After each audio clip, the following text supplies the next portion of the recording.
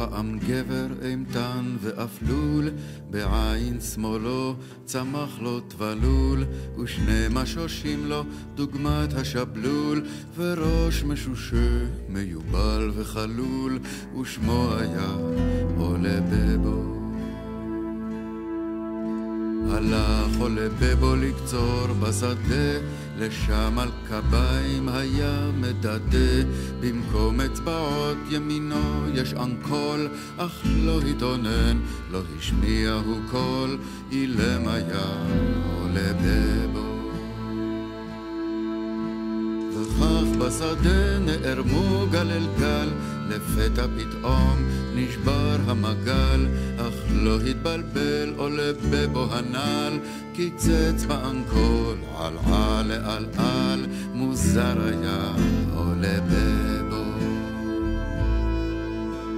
ולילה ירד אך הוא עוד קצר, תנים גיללו ניסר הצרצר, העיר לו ירח גדול וחיוור, שאין בו כל צורך, כי בבו עיוור, איש גדה עולה בבו.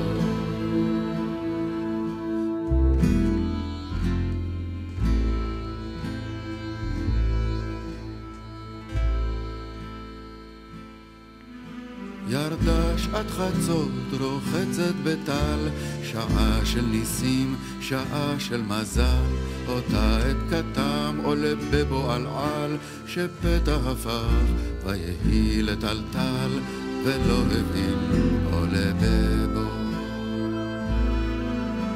טלטל לטלטל, קבוצות מחלפות, כל זה נהפך לבנות יער יפות, ובו הרגיש איך מומיו נמסים, ואיך הוא הופך לגבר מקסים, תמה לו עולה בבו.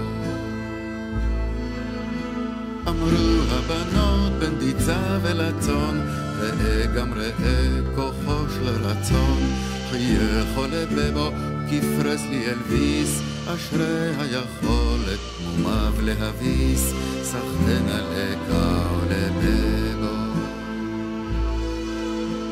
שלח את ידיו לאחוז, אך פתאום נגוזו כולן, צץ שחר אדום, ושוב הקביים, ושוב האנקול, ושוב התבלול, ושוב ללא קול, כן שוב אותו עולה בבו.